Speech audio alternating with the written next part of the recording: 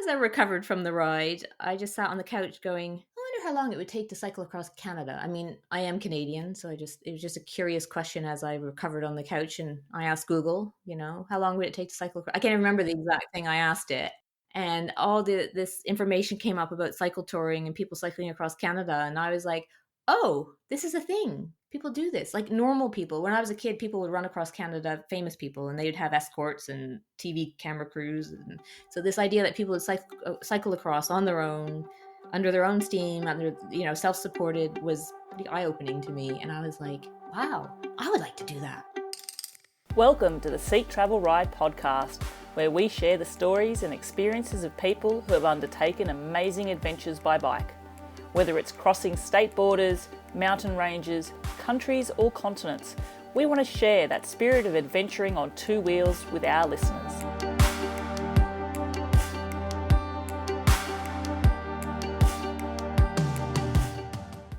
Hello, I'm your host Bella Malloy, and I'm very excited to introduce our guest for today's Seek Travel Ride podcast, Michelle Brideau. Michelle started including cycle commuting into her daily routine as a way of harnessing the health benefits of active travel. This soon sparked a passion for cycling, which wouldn't just see her commuting from home to work, but also setting off on a cycle tour across Canada from Vancouver to Halifax. Since that trip, Michelle has enjoyed the challenges which come with Audax riding, and also regularly incorporates bikepacking trips into her life where possible. It's her advocacy work which really shines through, promoting the benefits of active travel via social media and her store, One Less Car. I'm really excited to be able to explore these topics with her further today. Michelle, welcome to the show. Thank you. Thank you for the wonderful introduction as well. That's okay. I'm really delighted to be speaking with you today, Michelle. Something that I like to do, and it's the question I ask all my guests at the very top of the podcast. It's a very simple one. Can you describe the very first bike you ever rode? I can, probably not from memory, probably more because I have a photo of it, but it was a bright, shiny red tricycle. I do vaguely remember it being hard to pedal because it had the pedals on the front wheel, and it just makes pedaling really weird and awkward. But that was my first bike for sure. And then, then I always had used bikes after that. And when my grandfather won the lotto in Canada, he got second prize because he was one digit wrong, which is one digit off from the right number. But he had a formula for everybody in the family, their cut of the lotto winnings. So I got my 1% as a grandchild. And that 1% happened to be $100, which when I was 15 was, maybe it was 14. Yeah, it was probably more likely 14. It was a good, chunk of change. So I wanted my first brand new bike with that money. And so I went to what was called the Sears bargain basement and found a shiny red. It must have been that tricycle that inspired it, but I wanted a red bike. So I got a shiny red speed bike, first brand new bike. It was wonderful. So I've always loved my bikes and loved cycling. Yeah. And I live in a very hilly city. So cycling is a bit of a challenge there. So yeah, it's just a shame that when you aren't allowed to cycle on the sidewalks anymore because you're too big, that kind of ended it for me because nobody taught me how to cycle in the road. I was too afraid to do it. And then my poor bike just after that didn't get used. So you had like a passion for riding and cycling. I wonder whether the thought of a red bike, maybe red bikes go faster. I'm not sure. But we have to test that theory. But it's interesting you had a passion for that and then that abruptly came to a close because the environment just didn't feel like the right environment that you can keep going on with that. And we'll be talking about that, I'm sure, as we explore your story later on in the show.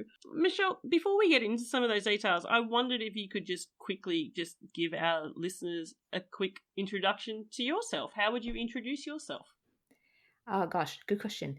Well, I'm Canadian originally, and I've been living in the UK 16 years now. So if my accent is a bit strange, that's why it's a bit confused, I think, after all the years in the UK. So yeah, I came to the UK. I love adventure. I love travel, and getting to live abroad was part of that. And so that's me. I work in tech, if you want to know what my day job is. And on the side, I run my store, One Less Car, for people who cycle for transport is what my store is all about. In terms of cycling for transport, would I be right to say that that's what reignited incorporating two wheels in your life much more as an adult? Because you started incorporating cycling into your life, cycle commuting, is that correct? Yes. So living in London's pretty flat, and I always thought cycling would be a good way to get around. And I bought a bike within weeks of moving there, went on a bike ride, sort of scared myself on that bike ride because obviously I'm on the left side of the road. I'm used to being on the right. I don't know my way around. I don't know, again, how to ride bike in traffic yet. So it was a bit overwhelming, and I think I scared myself a bit. Locked that bike up on the railing next to where I lived, with a really poor lock, but it was a really, really awful bike. I have a picture of it, and it's just shocking when I look at it now. Unsurprisingly, it didn't get stolen for a good 4 months while it was chained up with a cheap lock. It was that bad. Nobody even wanted to steal this thing. But I unfortunately had put a little scare into myself with that first ride. So that was, 13 years later, I still had that idea that it would be a good way to get around. And I had surgery, and I was out of shape, and I had a desk job, and I just knew I needed more movement in my life. My fitness needed it, and my health needed it. So I didn't have time for the gym. I don't really like the gym. So I decided to make my commute, my exercise, to, kill two birds with one stone. Why not? My commute in London was 14K at the time, which isn't a short distance. And so I built myself up 3 days of the week through the winter. I started in November, which is not a good time of the year in the UK to start cycling, but I thought if I can get through the winter 3 days of the week, then everything will look good come spring and summer, and I can up it to 5 days. So I slowly built up the courage and the confidence. I route planned on the weekend to find a way that I was comfortable with.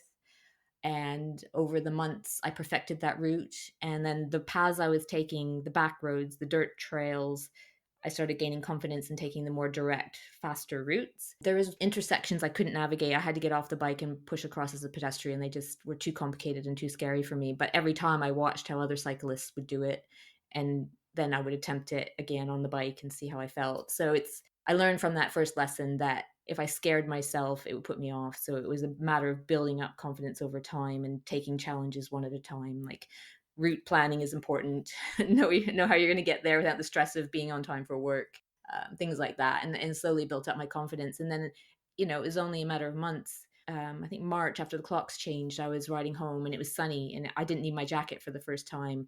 And I just realized I'm really enjoying this. This is really lovely. I'm going to go the long way home and get some extra time with me and my bike. And that's when I realized how much I loved it and was enjoying it, and that it wasn't just exercise and it wasn't just transport.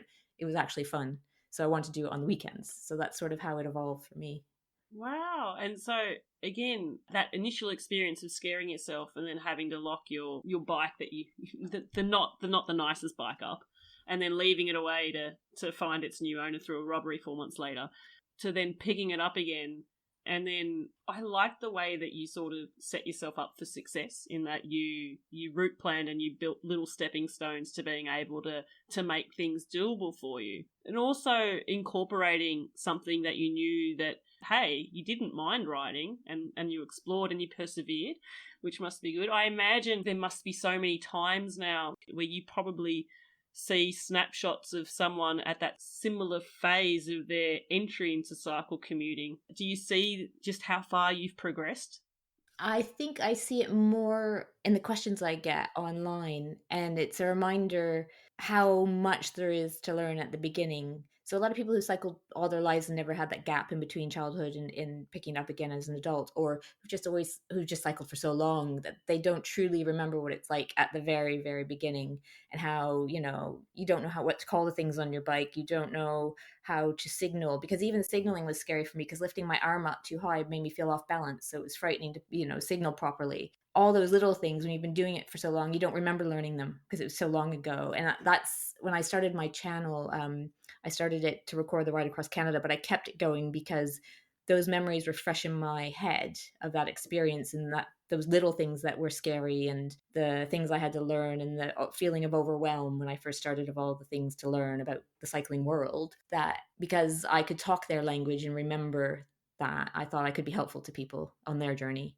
So when people would ask me questions later, I realized how easy that is for me now, but I remembered back in the beginning how hard it was, and that's how far I've come now. So in that way, yes. There's so much to be said for having had that type of uncomfortable experience yourself, being able to put yourself in that person's shoes. Yeah. And being able to, address those concerns and those fears directly, because they're ones that you've experienced yourself and have had to work through as well. The fear can be very real, right? And that also, when you have your really first nasty close pass, that, or even your first fall crash, that you really have to, like, I had a crash on day 10, a massive over the handlebars, overreacted on the brakes, panicked, and then put myself over the handlebars. I knew as soon as my knee could handle pedaling, I had to be back on that bike, or else that would ingrain itself into me and I wouldn't get back on that bike. So, got over the sore knee and put myself back on the bike as soon as I can before I talk myself out of it, right? Yeah, totally. And it's even small things that we take for granted when you ride every day. It's even like being able to, grab your water bottle with one hand and keep Yep. pedaling and keep going. Where, Yep. it's definitely something that I notice with people that very first coming into cycling, and it's a journey we've all been on. It's like that, taking both hands off the handlebars to do something that becomes automatic as you go. But if you don't push through that barrier, it's interesting just to take ourselves backwards and just remember the fears that we have had to overcome. Yeah. Maybe fears isn't necessarily the right word for that, but it's concerns. Exactly. And I've had people ask about signaling with their arms. And I said, if you can't raise your hand up, a full 90-degree, raising it up a little bit is still communicating with the cars around you what your intentions are. And that's what's more important than the perfect signal. And if you feel off balance, if you raise your hand too high, raise it to where you're comfortable. You'll get used to that. And then you can raise it higher later. But it's not about perfection. It's about communication to the driver, right? So it's little things like that. And especially in a commuting scene, and in that sort of sense, also asserting your place and your right to be where you are and to claim your space as well, not hiding in the curb. Wow. I 2 times I was out route planning and I had my now husband with me, and we were coming along, and then there's a row of parked cars. So he moved out into the lane in advance because he could see that that was going to be needed. And I'm like, what are you doing? He's like, we have to go in the middle of the road. And I was like, no, no, no, no, no. We have to stay out of the way of the cars. And he's like, are you real? Get out in the road. I was like, just an eye opener to me, right? And I was like, okay, I have to ride in the middle of the lane, I should say, not middle of the road. So that was an eye opener. And then I had enough close passes at pinch points that I learned to take the center of the lane at pinch points. Because what I learned was, if I don't make the decision and leave it to the driver, he may make a decision that I have to pay for if it's the wrong one. So I'm going to take control of the situation and assert my position in the road, because the highway code, I learned, says I have as much right to use that road as a car. And learning that one piece of information shifted my perspective. I can be here. I do have a right to use this road as much as a car. In fact, they were built before cars existed.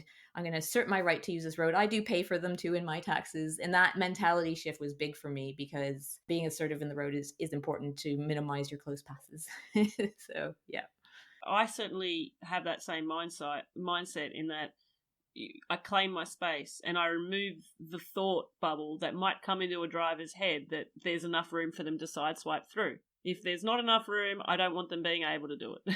Yeah. Because it's one thing, and it's something I've commented on before. It's amazing how when you're riding along and you can be in the countryside and there is a full lane that's totally empty, no cars coming, but the car still won't go over their side of the road because there seems to be something ingrained in them that there's an imaginary brick wall that's stopping them from actually giving you space. So sometimes you do need to assert yourself into the middle of the lane just so that they can't subconsciously sideswipe you. Yeah. And sometimes it's not with malice for many people doing that, but it's just removing that as an option in the first place. Yeah. And if it's what you said about seeing people riding and reminding how far I've come, that's the biggest sign of somebody who's new to cycling. They're cycling in the gutter and weaving in and out between cars, because you should ride in a straight, predictable line. You shouldn't be weaving in and out. Cars aren't going to yield to you when you want to come out from under those parked cars that you've dodged into. And so you need to kind of own your space. And you have, I'm not saying cause a backup of 100 miles behind you, but, they can wait 10 seconds with you in front of them. So, Michelle, you rediscovered cycling as an adult, cycle commuting, and building up to being able to do that commute 3 days a week to eventually 5 days a week, which is fantastic. What then sparked you to decide, I'm going to cycle across the country, and it's not just going to be England, I'm going to pick one of the biggest countries in the world, Canada. That's a massive commute. It's a biggie, yeah. And it's funny because when I committed to it, every time I told somebody I was going to cycle across Canada, inside I kind of went, that's kind of crazy, Michelle. Inside I was like, this is absurd, these words that are coming out of your mouth. And a lot of Brits also couldn't even fathom how far that really was. They just know Canada's really, really big. So yeah, I came up with the idea because I signed up to ride to Oxford, a sportif that my company was putting on. So I worked at Sky at the time, and Sky, obviously having a cycling team, was very supportive to the whole cycling thing, which was very helpful to me as a new cyclist because I had mechanics at work. We had a bike shop at work, so it was very supportive for me as a beginner. So as I said, I enjoyed that sunny ride home in March when it was good weather and warm, and I wanted to ride on the weekends. So I started riding on the weekends and thought that challenge would be a good one for my husband and I to do together because he also cycled.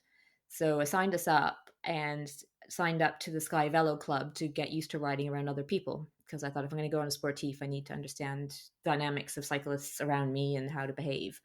And I showed up to that ride with my hybrid bike that I use for commuting, with my D-lock attached to it. Looking back now, I'm just like, oh my goodness, like I needed that extra 2 kilos on my bike. And I knew I was way out of my league. And I checked with them what their average speed was because I had a good idea of what I was capable of. And there was a Pinarello, an X Sky Pinarello bike.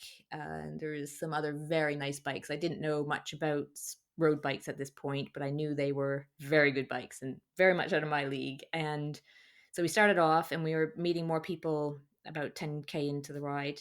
And at which point the ride leader said that we were going to split into two groups, a fast group and slow group that day, to which I was very grateful. But I knew why he was doing it. And four people stayed back with me in the slow group. And for that, I'll be eternally grateful that they treated me so kindly. I was the only girl on that ride as well. And that ride was 90 something K. Up to date, I'd only gone on a 30 something K ride. So it was also a massive jump in distance for me on that ride. Like 3 times the distance you'd I'd ever done. Yeah. Oh, wow. Yeah. Awesome. But luckily, commuting in London at the time and still is a bit of an aggressive style of riding. You ride fast, you ride hard for survival. So, and I was doing it for fitness. So I was pushing myself on my commutes. So I had good level of fitness, but that's a big jump in distance, 35K to 90 something. Yeah. So we got to the cafe stop, which is about 2/3 of the way through, and I got to the front of the line last, and they told me the coffee machine had broke, and I thought, oh my god, I'm never gonna make it back. No coffee for me. My heart just stopped. Yeah, right. I was like, I need that.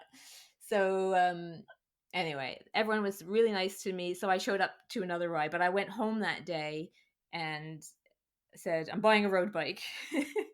And why did you let me go on a club ride with the D-lock attached to my bike? Now, my husband had never been on a club ride himself, so he really didn't know. But I thought, looking back, it's kind of obvious. You don't need your lock. I just thought, oh, at the cafe, we might need to lock our bikes, right? So then I got my second bike. So much for cycling saving me money on my commute. And it's a slippery slope. Yeah. As I recovered from the ride, I just sat on the couch going, I wonder how long it would take to cycle across Canada. I mean, I am Canadian, so it was just a curious question as I recovered on the couch, and I asked Google, how long would it take to cycle across? I can't remember the exact thing I asked it. And all this information came up about cycle touring and people cycling across Canada, and I was like, oh, this is a thing. People do this. Like normal people. When I was a kid, people would run across Canada, famous people, and they would have escorts and TV camera crews. And so this idea that people would cycle across on their own, under their own steam, self-supported, was pretty eye-opening to me. And I was like, wow, I would like to do that. I love traveling. I've been in the UK for 10 years. I would love to spend a summer home on the bike. That would be amazing. So I just started reading more about it and these people who are doing it. And 2 weeks later, I asked for the time off work, so unpaid leave for 3 months. And they said yes. And for a while, Nathan had thought I was joking about the cycling across Canada thing. So I came home and said, yeah, I've been granted the leave at work. He's like, you're serious about this? I'm like, yeah, are you coming? Because I'm going either way. And so that's how it all started. Just an innocent question.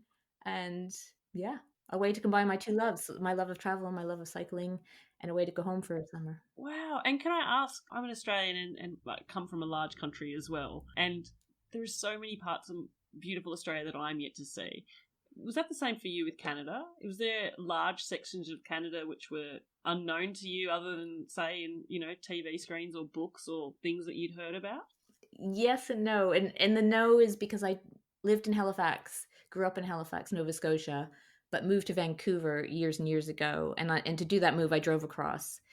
So I had this vision of what it kind of entailed from that experience, but that was in winter. That was in February. So in my mind, I had a little bit of an idea of what it was like in a car going the opposite direction. But as far as visiting, yeah, I'd never been to the prairies. I'd never experienced Western Ontario. I'd never been, a lot of the bits I touched on, I hadn't ever experienced. it's an intimate way to learn about a country traveling, because you're not cocooned in a car, you're smelling, you're getting to know the landscape in such a different way on your bike. As anyone who cycles knows, right? That driver that says, "Oh yeah, the next 10K is flat," as a cyclist, no, this is not flat.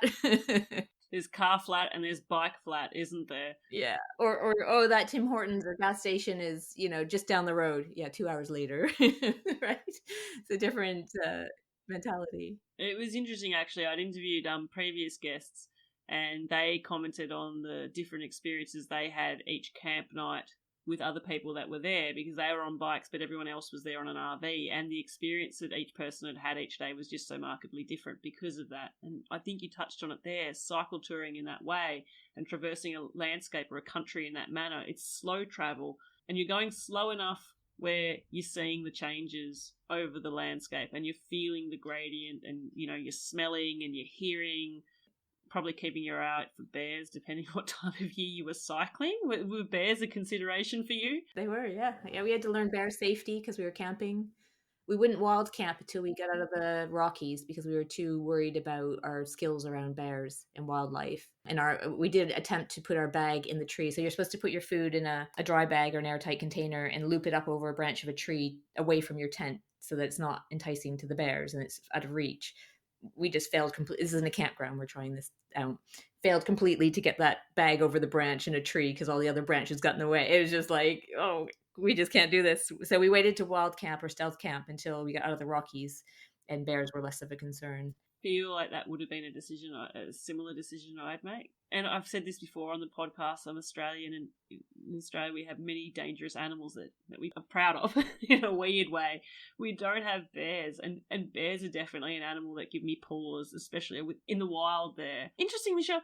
So was camping something new for you as well? Like, are you a normal avid camper, or is this a total new experience to lump on from crossing one side of the country to the next as well? Yeah, so when I did my research, I sort of averaged out how long it would take, what the budget might be, and realized quite quickly hotels were not going to be an option because mostly because we couldn't afford the trip if we did a hotel every night. Secondary, there wouldn't be a hotel everywhere we wanted one, where we wanted to end the day, or the distances, there'd be a gap between hotels that was too big or, not right. So I soon realized camping was going to be the way to go. And it was the thing I was most worried about when I departed, because I have no camping experience in a tent. As kids, my dad had a camping trailer that we went out, we had all the amenities, the little kitchen, it was warm because we had the heater in the camper and all that. I'd never done tent camping and, camping with a bathroom nearby, like in the campground and all those amenities. So I was worried, and that was my biggest worry because I'm a cold sleeper also. So I was worried I'd be cold a lot. And I don't deal well if I haven't had a good night's sleep. Lack of sleep makes me really miserable. So we'd spent good money on sleeping kit to make sure we had high quality mats and sleeping bags. And when I say Nathan did decide to come along on the adventure. So yeah, that was my biggest concern. Can I ask, did you spend good money on like a coffee making equipment as well?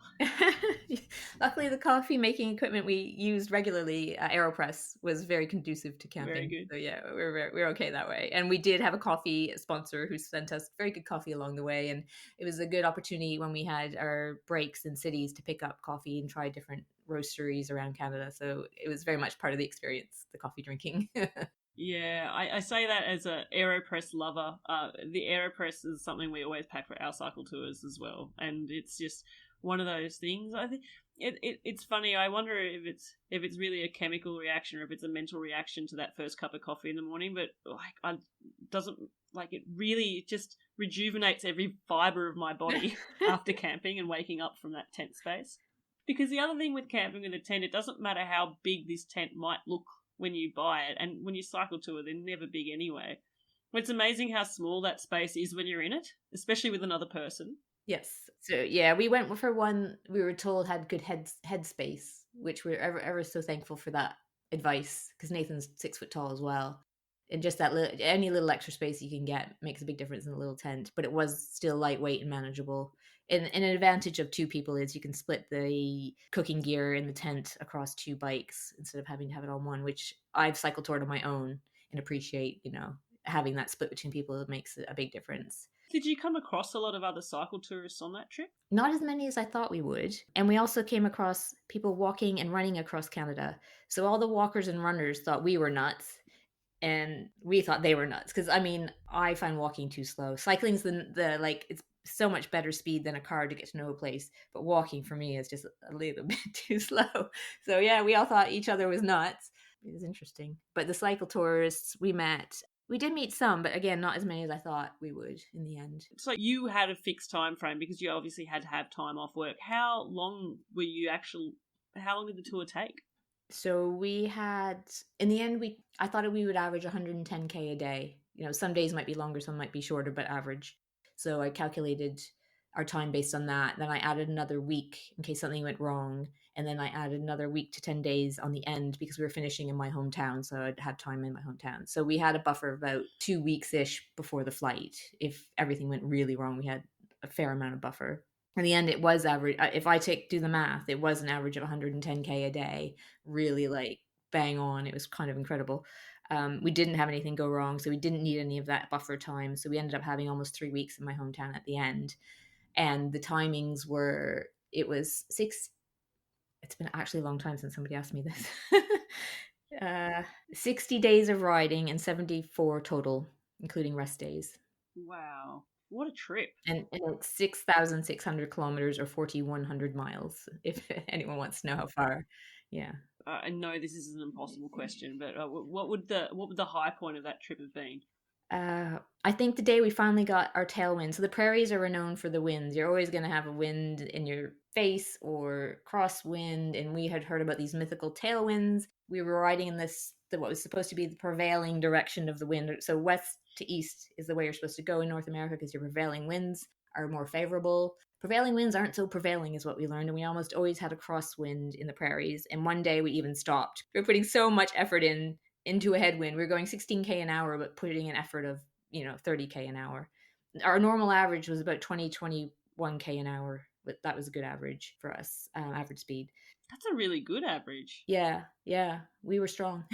I trained for that trip so I could enjoy it, and we were strong. I am proud of the speed we could do on those bikes because we had about 60 pounds of kit across us, and they were steel bikes. So I look back and think, oh, if I could have that fitness now, please. But yeah, it was so the high, to get back to your question, was the day we finally got our magical tailwind, and it was like our second or third last day in the prairies. It was nearing the end, and we were going 32K an hour effortlessly. It was the most incredible experience. And when we hit somewhere, it was dinner time, and there was still sunlight. So after we finished dinner, we're like, this is 3 miles. We have to keep going and see how far we can go on this tailwind. So we went until just about sunset. So we'd have enough light to set up our tents and things. And luckily it ended up, tourist bureaus in Canada are great places to wild camp because they have Wi-Fi. And then when they open in the morning, you can use their toilets. And the guys who run them will turn a blind eye if you just happen to be using their picnic table while they close up. And then you set up your tent when they go and they'll just like, didn't see anything. Then you're there in the morning using their toilet. I mean, information bureaus in Canada were magical.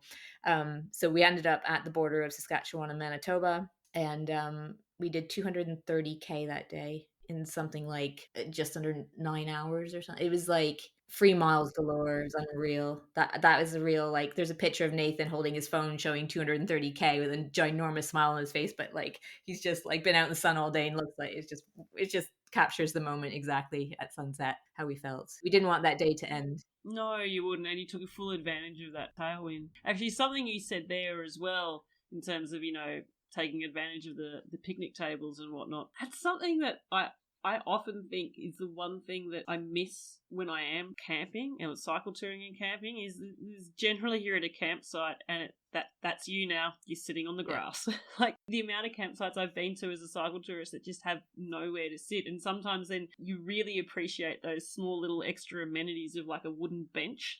100%. Yeah, life becomes very simple, right? When you're touring, it becomes food, water, shelter, and that's simple life. And so those little extras are like, oh, we have a table today. Yes. It's very nice. It just, yeah, I loved it. I love this. So the camping was the thing I was worried about most by the time we left.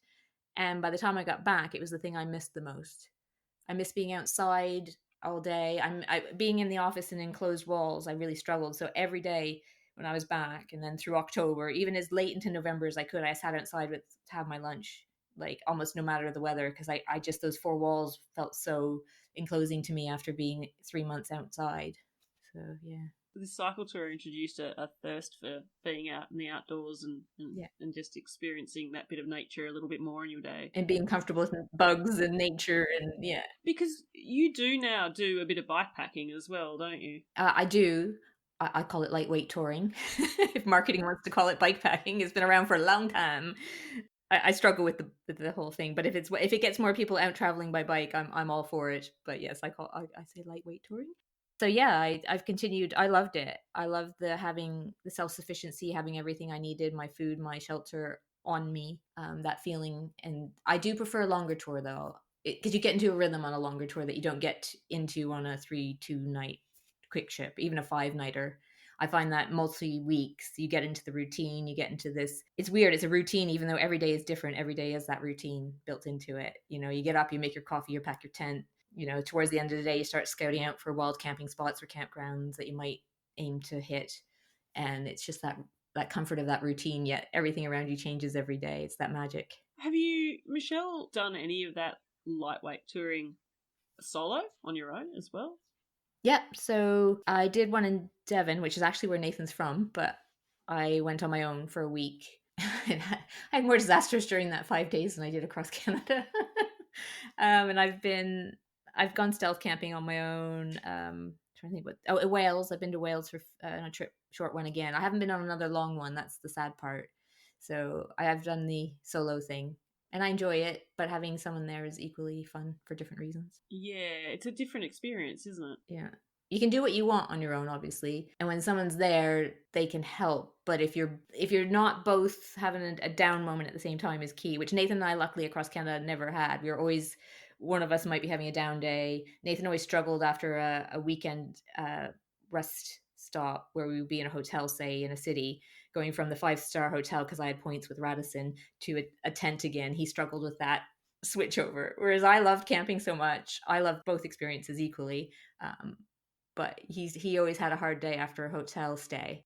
But as long as we both weren't cold, tired, and hungry at the same time, once you got those things coming into the mix, then it gets crankyville, right? You're right, and like cycling as a team of two, from that perspective, the benefit there really is that you hope that you're both not at a similar point in that down up cycle, and that one can lift the other up, and you can problem solve and things like that too. Yeah, I'm trying to think if I have had a day cycle touring with my husband where we've both just not had a great day.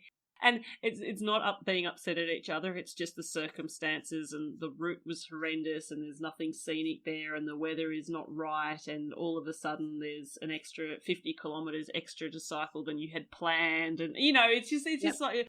But I also think it's mindset too, because sometimes that can be, it could hit you when you're in a great mindset and go, wow, what an awesome day, we're exploring new worlds. But if you're in the wrong mindset, it can catastrophize. Yeah. Or if you're hungry at that moment, or if you didn't have a good night's sleep the night before and you're hungry.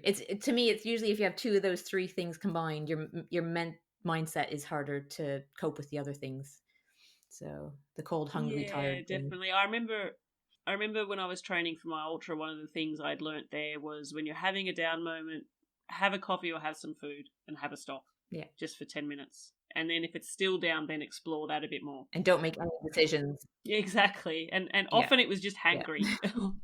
or the equivalent of hangry, but for being just a little bit emotionally sad or down. I'm not sure what that word is, but yeah, no, exactly. Hello everyone, it's Bella here from the show. I just wanted to quickly ask you all a real big favour. If you really enjoy listening to the Seek Travel Ride podcast, could I ask you right now to go into your podcast playing app and take the time to leave us a rating and review? The reason it's important is this is the way our show gets pushed out to a wider audience and discovered. So I'd really appreciate it if you could do that. Or alternatively, how about you just talk about the podcast with your friends and family, share it on your social media. Thanks so much. Now back to the show. So Michelle, you also cycle commuting and then commuting across the country small lightweight touring trips, but you also dabbled in or participated in Audax events. How did that sort of come as something that you wanted to try? So on the after the ride, it's kind of hard to top a ride like cycling across Canada, and obviously you can't do that every year because it's an expensive endeavor, and taking 3 months off work is it's something you can do regular. So I don't know how I came across it, but I came across the Vatarundan, which is a 300-kilometer ride around a lake in Sweden. And sometimes I just come across things that capture my imagination or inspire me, and that one did. Cycling around a lake in Sweden inspired me for some reason at that moment. That sounds really cool, and I've never been to Sweden, and that would be a good challenge. Can I do 300k? We did that 230 on a tailwind. Could I do 300k on my own? It was a very daunting number to me at the time because I could do on a loaded bike, 140, 130, no, not a problem. Um, so I thought if I could take that strength and endurance on a lighter bike, could I go? How much further could I go? Is sort of what I wondered, and signed up for it. Started training, yeah, and that is what led me into discovering the Odax world. So the world of endurance cycling, and I don't have powerful explosive power, so racing and speed will never be my thing. But I have the mentality to do endurance because of my illness and in the past having to deal with pain for months on end and being unwell for months on end, not knowing when that would end, I think made me mentally strong in a way that helps on the bike in an endurance ride, knowing that even knowing I could stop it at any minute. The pain when I was sick, I couldn't stop. I had to deal with for as long as it was going to last, and it could have lasted forever. That bike ride, I always can say to myself, well, Michelle, if you can't handle it, you can stop right now. This is all in your hands. This is your choice, your decision. And I always think to myself, well, in those tough moments, I am well enough to be on this bike pedaling, and I'm ever so grateful that I am well enough because I've been sick and to the point where that would be a dream riding a bike 10k, let alone 300k. So I have that to fall back on, which not everybody does, and that's where I get my mental strength to do endurance riding. And I think endurance riding is more about mentality than it's getting your nutrition right, no doubt, and it's getting your training in and committing to that training. But when you're on those rides, it comes down to your mental strength. If you don't have that mental strength, it doesn't matter all the training in the world that you've done, it won't help you. So yeah. 100% in agreement with you there. The way I would equate it is sometimes you feel like, and on a bike, leg power, you feel like there is no more leg power. But surprisingly, if your mind's still fresh and going, there is. But if mentally you have no more mental power, doesn't matter what your legs are doing. If your mind gives up, you've stopped. So it is definitely, yeah, your body will believe it. Yeah, definitely. Yeah, even just having the strong enough mental picture to recognize I need to stop for 10 minutes and reassess, or I need to stop for 10 minutes and eat, or have some water and just try again. Just having the ability to cope mentally, and having that strength to cope when the things are going wrong, and to not focus on that it's going wrong, but what is the solution to get me moving again. So I think all of that mindset plays into that. Absolutely. And so then obviously you had the right mindset that married up well with these longer distance sort of Audax rides. You did this 300-kilometer ride around a lake in Sweden. Yeah. I must look this up because it sounds fantastic. Yeah. It sounds and started right at 11:40 at night. What was that? Sorry. And you start at what time at night? Our start time was 11:40. So in Sweden, it's on the 21st of June, so it's the longest day of the year. Was it Midsummer's Night? Yeah. Or around as close as they can get on that weekend, yeah. So we took a late departure because it's also hard to get the more popular ones, because I thought if I got the night riding out of the way, that would be better rather than being tired riding and hitting 2 a.m. and I've already done 250k. Mentally, I thought if I'm fresh through the night, leg wise, I'll be better when the sun comes up if I've done it that way around. I have a friend of mine who's from Finland, and if you're looking for a similar type of ride on Midsummer's Night, there's a Finnish equivalent, which is 300 odd kilometers. Yeah, I'd like to hear about that. Yeah, I have half of the name in my head, and I know I can't pronounce it, and I know what I say won't be the correct name, so I'll give that to you later. Vatarundan took me a while. Yeah.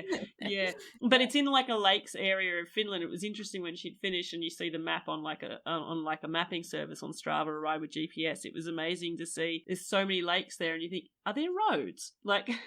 Yeah, in between all that water. Exactly. But again, Yeah. it starts in the evening and it goes through Midsummer's Night, where and so you see sunrise and sunset, but it never really gets dark, and they've been magic experiences for her as well. But so I mean, 300 k's is a long distance on a bike, but with Audax, there is a next level, if that makes sense, of the super randonneur, and that's something that you've also aspired to and ticked off as well, isn't it?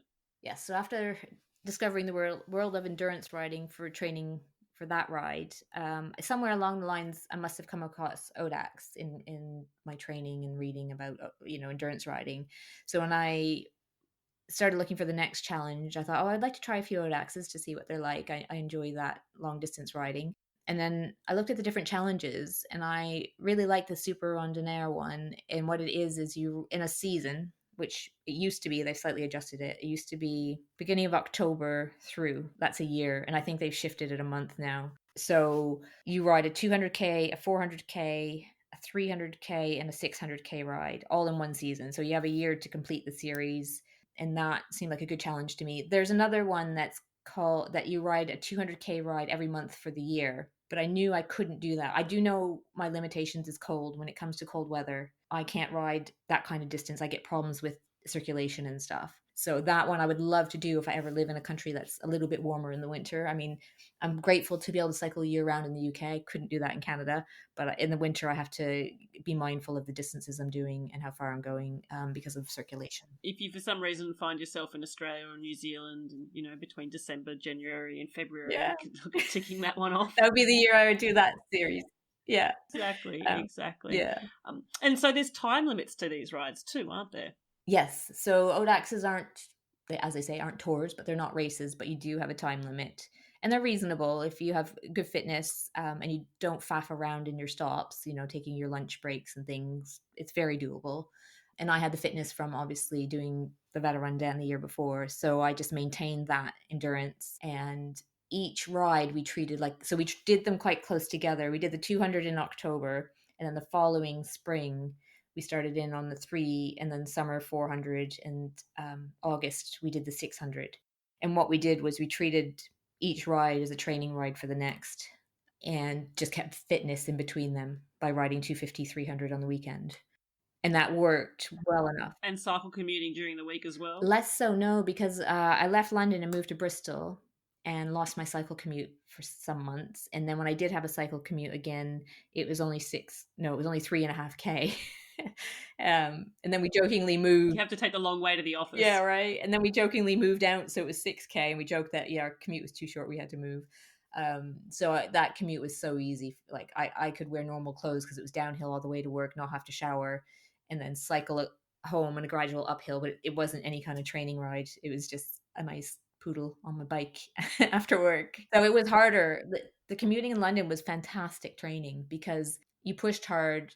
It was 150K a week for me in my commute, which is a good amount of miles in your legs. And then on the way home, I could take the long way and do a lap around Richmond Park, which is also good training. So I miss that. It's just free training built into your day. You don't have to think about it. And I don't have that now. And I don't have a commute now because I work remotely. So I really struggle now without that. And I miss my commute a lot. And I don't think any driver would ever say when they stopped commuting, they miss their commute. But I really do. It was my training and I loved that time of day. It was my decompression. That really resonates with me. In fact, I remember when I was in Australia, I had and changed jobs. I had a similar thing where my commute all of a sudden became less than 2 kilometers, and I remember for a while I would walk it, but because 2 kilometers is a 20-minute walk. It's quite easy. It was really easy to do, but then you realize that you really love riding your bike when you just find a reason to take your bike but go the long way to the office. And I would incorporate like a lap of the lake, make a 2 kilometer commute, 27 kilometers or something like that, because you just loved being on your bike. So I can resonate with how you're feeling about missing that commute now. Yeah. And in London, it turns out, is also a fantastic training for cycling across Canada, because riding in traffic and double-decker buses actually prepares you quite well for riding with lorries on the highway and being comfortable with big vehicles being around you and close to you in a way that I don't think other people get prepared for their cycle across Canada. There's the mental training aspect of it, and then it would be the intensity training of riding between red lights, and from one light to the next and stuff Yeah. like that, and sections to sprint through as well. I could imagine it would be quite an intense commute at times Yeah. for sure. And thanks to Strava, you had all those little like, oh, there's that segment I want to, or can I get my commute under 40 minutes? Like I'm feeling strong today. Can I do it in under 40? Those kind of like pushing yourself challenges. Strava was really good for me at the beginning. Back to your Audax and the with the 400 kilometer and the 600 kilometer ride, and I want to ask you this question because I've read about it before. Other people that I know that have done and completed the Super Randonneur Challenge have often commented that the hardest of those rides is actually the 400 kilometer and not the 600 kilometer, and it's because mentally the 400 kilometer from a time perspective is not it's close enough to be able to be done without having a proper full sleep. Whereas the 600 kilometer one, you're having a sleep. Was that your experience as well? So we squeezed a sleep in the 400 because of the way it was a figure eight loop. So sleep was very easy because you looped back around to where you're parked, where your stuff was, and they had a hall. But in the end, we sort of regretted it because we got such little sleep and the quality of it was so poor. We might as well have just pushed through, I think, looking back. That was sort of how we felt about it. And like you say, it's that hard decision to make because it's that like weird in between where you have just a little bit, you can get an hour's sleep or a 90-minute break. But is it really worth doing, or should you just push through? It's a really hard call because I don't think I'll ever do a 600 again. So no, I wouldn't say. I would say the 400. I might consider a 400 again, but I don't think I'd ever consider 600 again. And people are like, "Oh, you're doing Paris, Brest, Paris, and London, Edinburgh, London?" Like, no, absolutely never. Especially London, Edinburgh, London, which is famous for its terrible weather. No. I think the thing with Paris, Brest, Paris, and for those that don't know, Paris, Brest, Paris happens every 4 years, goes from Paris all the way out to Brest in Bretagne and then back again, and it's 1,200 kilometres, and there is a time limit which slips me. Is it 120 hours? Sounds about or right. is it even that much? Yeah, because it's 40 something for the 600 and it's double that. I think the only thing that would be going for Paris, Brest, Paris is because it's only every 4 years. But also, I do know, and especially living here in France, all the residents that live along that route really embrace it. Yeah. And so there's almost like I don't know that I would say it's a festival atmosphere, but there is a buzz about that event that I feel that when you're really tired would help get you through. Yeah. Yeah, I would even go just see that experience and maybe ride some of it to just experience the love of cycling in the country, right? Exactly, or volunteer at one of the local crepe stalls. And exactly, enjoying. I think there's a few famous spots there. Exactly, and I think there's one spot in particular where they encourage participants to then send them a postcard from their hometown, and each edition they display all the postcards that they've received. It's quite cool. There's a history to it, but I can also understand the desire to not want to do it as well. Yeah, I mean, I proved to myself I could do a 600. But I also feel like life is about balance, and cycling is also about balance. But endurance riding, when you get to that level, is not about balance. Your life is committed. You can't go to your friend, "Oh, you want to come on my 300K training ride with me this weekend?" Like, that's not social. And not many people do that. So I felt like my life was a bit out of balance because I was in a new city, Bristol, doing this training, but it really meant I wasn't building up a social network or social life in that new city because I was spending my time on my bike training and putting in the hours, which you have to do. And my life was a bit out of balance when I was doing those types of endurance rides, which is why I think 200 is a great distance, and the ODAX events are amazing. So highly encourage everyone to give it a try. There's even ODAX events. To be a true ODAX, it has to be at least 200K, but there are shorter ones to introduce you to the events in the community of ODAX. And it's a wonderful community, and the events are great. I prefer them to sportifs by miles. So I highly recommend everyone taking a look at it. Even if you don't think you can do 200, they do have shorter length events to introduce you to the idea. And the idea of an ODAX is you have checkpoints that you have to prove that you've cycled through to prove that you've done the route. And you have a time limit, like we said. So there's a little bit of a challenge to push yourself to meet that time limit. So they're really great, and I really enjoy them. The 400 and 600, 400 is questionable. Like you say, it's an awkward distance. 300, I'd probably do another one, no problem.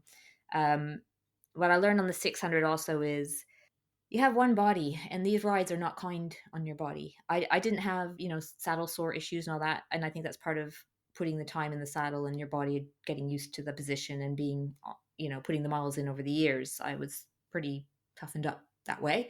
So luckily didn't have those problems, but I had some Achilles issues on the 600 that were just unreal, and I just thought this isn't good. And I've read about people who do the ultra endurance races, and they talk about popping Advil like candy, and your body's trying to tell you something when it's in pain. And I think ignoring it could cause long-term damage. Even in cross Canada, we lost the feeling in our hands. I particularly did, in my fingers on both hands. And luckily that feeling came back, but some people don't always get that back, that nerve damage.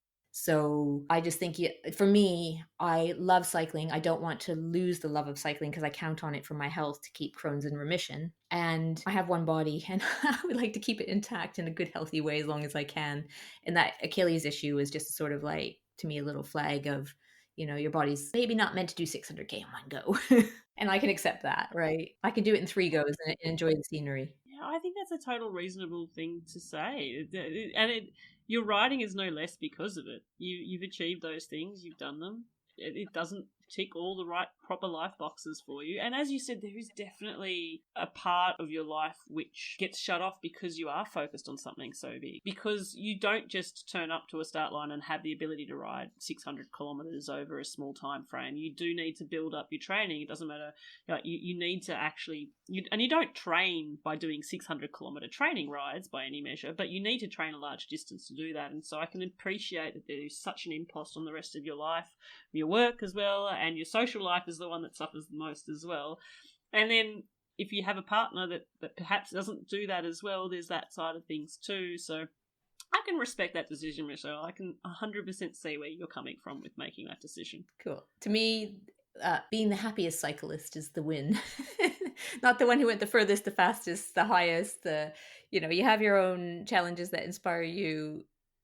Other people can do what inspires them, and I think that's the great thing about cycling. There's so much in it to choose from, and so many different ways to achieve something in your cycling challenges and adventures. Something I'd really like to discuss a lot more with you is what you've really started building with your profile now in terms of the advocacy space, and advocacy with the one less car that you've promoted through your brand there as well, but also in looking at how from that active travel sort of side of cycling comes into it, and embracing that cycle commuting.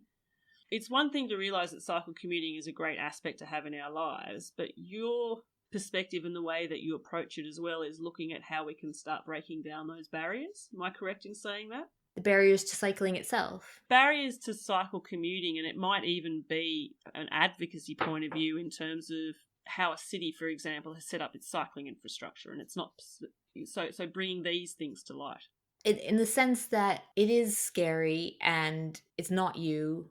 Cities aren't made for cyclists. They're made for cars. The preference, in their planning is to cars and traffic movement for cars. But I feel like if I can do it, I was the biggest scaredy cat you have ever seen. Like my husband, when he wanted me to take the middle of the lane, I just couldn't fathom that I had the even right to do that, and it terrified me. So if I can do that, be that terrified, and still cycle 14K to work, and then cycle across Canada, or decide I'm cycling across Canada 5 months later, that you can come that far that fast with cycling. And I think the biggest message I could send, and which is why I made my YouTube channel, was to show that if I can do it, anybody can do it. I'm not sporty, but I cycled across Canada. I'm not sporty, but I cycled 600K. I was terrified of cycling in traffic. I'm not even, I don't even know the traffic rules in England because I didn't drive here. So I had to learn, all the rules here, and roundabouts, how do they work? So I really felt like by showing my journey and sharing that, other people might see, oh, I could do it if she could do it. But now I think people think I'm like sporty or something because I can cycle 600K, but I'm really not. I'm just really stubborn. I'm not sporty, I'm stubborn. That's the difference, right? I think I can do that. I want to do that.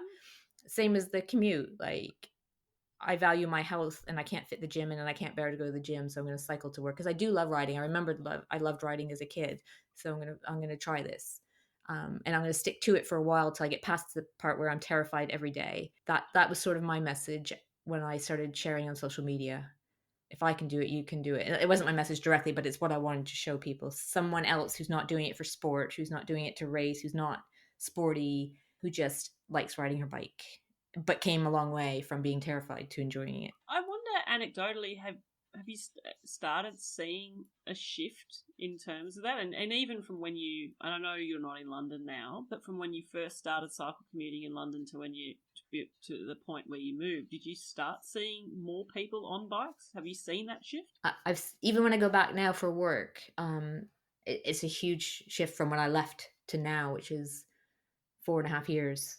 The amount of bikes in London, and in the winter, you saw them be like, "Oh, the fair weather cyclists are gone now. I have my roads back," and now that they stick around all year and they cycle all year, more of them. So I noticed the change as I was there, but I noticed even bigger changes now because the infrastructure is getting better and it's allowing more people to feel comfortable on the routes that they want to go. But you're never going to get your whole way on a cycle path only unless you're really lucky. So it's good skills to be able to navigate yourself in traffic and get to that point where you're comfortable. And I guess also part of your channel there, Michelle, is appealing to women directly as well. Is that correct? Yes, similarly to, if I can do it, also because even commuting, I was one of the few women out there commuting in London. And even when I knew people at work before I started commuting that did commute, I'm like, you cycle, you're 8K. Wow. In London, you're brave. You're brave. You're so brave. And it shouldn't be that way. It shouldn't. The perception is you have to be really brave. And you do have to get used to it and build up your confidence, but it's actually super doable. You just, I guess, you need, if you're super scared, find somebody who you trust and take advice from them and learn from them. Luckily, like I said, my husband now, he did cycle commute. So I had him to ask advice from when I started. But it's a big leap and you kind of have to commit to it by getting a decent bike. For example, my first bike was so rubbish, and a decent bike does help, and having it in good working order, all that stuff, all those little things, having the right kit, it doesn't have to be super expensive, but have a good rain jacket that's decent, have some gloves for cycling, good lights, have that setup that's decent. All those things help you succeed, right? Setting yourself up for that success. Yeah, which again is what you're promoting there as well. And possibly through the experience of not being the target market for what was out there, if that makes sense. Like, I hope I'm not putting thoughts into your mind that or experiences there that weren't for you, but I can certainly say, hand on heart, my experience walking into a bike store as a female is I don't feel represented in the majority of bike stores I ever walk into. Yes, and how you're never sure how you're going to be treated, because even after I got back from cycling across Canada, the guys in the bike shop would question things I would ask for. Like, oh, you don't want that, you want this. I mean, the first bike I wanted was a cross bike. Oh, you don't want that. Here, this one is what you want. And I ended up with a hybrid. Had I got the cross bike, I probably wouldn't have had to buy 3 bikes in 1 year. That was a big lesson for me. Like, you did your research. Don't listen to them. They're treating you that way, possibly because you're a girl and they think you don't know better. Even after I cycled across Canada, I would get talked down to in the bike shop. And I'm like, you know what? I have some experience under my belt now. I feel a bit confident about my decisions. I'll go with what I, want to do. But that's also why I started One Less Car, is not because I was a woman and I didn't feel represented in the bike shop, but because it was all about the sport and the lycra and the road bikes. And I feel passionate about cycling for transport being very transformative to both cities and people's lives. And I just wanted a place that's the focus was on cycling for transport. So that's the shop. One Less Car was about cycling for transport. And in that way, I felt I could create the bike shop I wish I had when I started the cycle commute. So, but also I don't have cutesy baskets in my shop. I have like practical things that truly make your commute easier, like lights that you don't have to charge, but they're not expensive dynamos. That kind of thing. I think a lot of people are sold the lifestyle of cycling with the bikes. I mean, they weigh 3,000 tons. They don't have the right gearing for the weight that they actually are, and then they have the cutesy basket on the front, and that's the vision they're selling, but the bike actually isn't that practical, and then it's a fail because you don't enjoy riding the bike because it's too heavy, and you're new to cycling, so you probably don't even have the fitness to push the heavy bike, where it's just a big fail. And I just feel the bike industry is doing itself no favors. So when I ever see a cutesy bike that's heavy with a basket, I get like, no. You know what's funny about that is whenever you see a greeting card that's got a bicycle theme, it's always a bike with a cutesy basket, or it's a racer, or it's like it's a road bike, but it's never just a bike that people riding bikes would be on for that cycle commuting. And I guess what your story is normalizing cycle commuting, and normalizing that cycle commuting doesn't have to be an uncomfortable thing either. And you can wear your normal clothes and have a step-through frame and all, but there's a huge variation to the step-through frame that is upright cycling to the bike that is 200 pounds and it weighs a ton and it doesn't have the right gear. It's hard to see when you don't have the experience, unfortunately, to understand the difference. You're right, and I think starting off with the wrong bike, and there's a school of thought that there is no wrong bike, ride what you've got, but there is, when someone's looking to start on cycle commuting, starting off with that style of bike, you also sort of know that, and often they've got like internal hub gearings or something like that. You know automatically that as soon as there's a flat tire or something, that bike's going to get stopped breathing. It's not going anywhere ever again, and it gets locked to the fence post for 4 months before someone eventually steals it. In your case, exactly. So no, I think there is definitely a need for what you're doing, and I think you're a great champion for it, and I really take my hat off to you for doing it and for promoting it in the way that you are. On that note, if our listeners want to find more about what you are doing, how can they find you out there on the web? Good question. So if you Google One Less Car, you'll likely find my YouTube channel and my shop, and if you are on Instagram or Twitter, I am cycling woman, cycling_woman. But if you search cycling woman, you'll probably find me. So yeah, I'm currently in hiatus making videos at the minute, just due to life getting in the way. So hopefully that will start back up. But I have to find a new adventure for the new season as well. So I might have to look up that finish ride. I'll send you the details for it for sure. And for all our listeners, I'll provide links to the way to keep in touch with Michelle in our show notes today as well. Michelle, before I wrap up, I have 2 very quick questions, which again, I like to finish my show off with all my guests. They're very simple ones. The first one is, would you prefer to cycle up a constant climb all day or battle into a constant headwind? A climb, 100,000. I've done both in Canada. 1,000% the climb. There's a satisfaction of the view at the top. Definitely the climb. Ah, very good, very good. I'm a hill climber, so I always smile intently when people say climb. I have had a few responding with headwinds, though, which is interesting. People who lived in the Netherlands. No. The best one is a lovely lady, Dr. Florence Cattell, who's a neuroscientist, and her reasoning for enjoying a headwind or preferring a headwind to a climb was that when she feels the wind on her skin, she knows that it's another reminder that she's alive. And I try and think about that as a positive mindset from now on as well. But no, thank you, Florence. The last one I have is, if you know that you're going to be cycling for 4 hours on one particular day, would you prefer to spend that 4 hours cycling on your own or 4 hours cycling with other people? Ooh, good question. On my own. If I had to choose, I would choose on my own. Well, there you go. Well, Michelle, it has been an absolute pleasure. Thank you for spending time with us today, and I'm going to keep my eyes peeled and see whether or not you make it across to this ride in Finland. Yes. It sounds amazing. Thank you for inviting me. It was great to talk to you and speak to somebody with the like-minded cycling mentality. Very, very good. Thank you very much.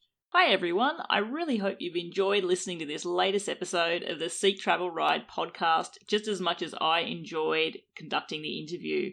If I could ask if you could just take the time quickly now to go into that podcast player app of yours and give us a rating and a review, I'd really appreciate it because it does help the show to grow and reach a wider audience. Or alternatively, just talk about the show with your friends and family and share it on your social media. Lastly, have you got your own story that you'd like us to share here on the show? Then why not get in touch by sending me an email at podcast@seektravelride.com and talk to me about being featured as a guest for the show. Until next time, I'm Bella Malloy. Thanks for listening.